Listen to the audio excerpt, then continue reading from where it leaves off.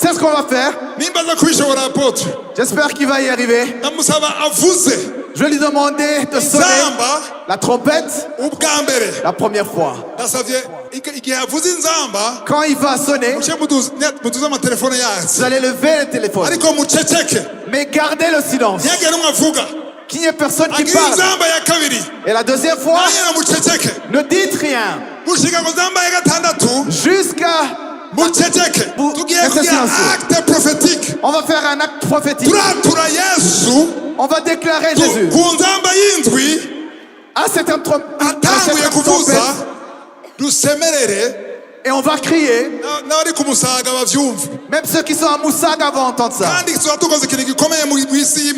on aura fait quelque chose de très puissant spirituellement dans les lieux célestes. Il y a quelque chose de puissant qui sera fait. Vous êtes prêts? Apôtre. Première trompette.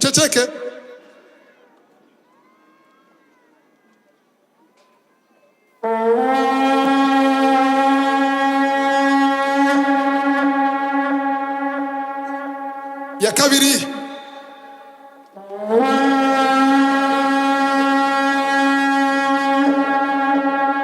Ya gatatu.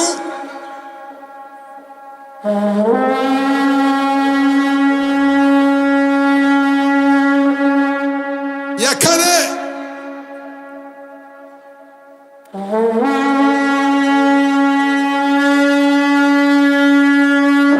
Ya gatanu.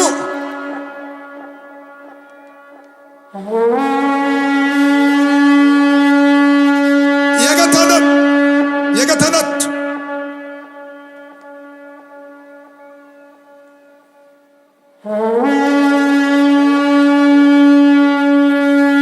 Imbere yuko agira iyindwi. Avant de faire la septième, je voudrais demander qu'on éteigne. Mais vous gardez les lampes de téléphone. Qu'il reste seulement les lampes de téléphone. Wow.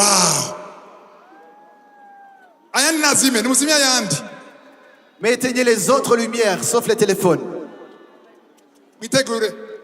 Préparez-vous. Il a dit à Josué, quand la septième trompette va sonner, n'attendez pas que je vous dise toutes les forces qui te restent. Tu vas crier de toutes tes forces.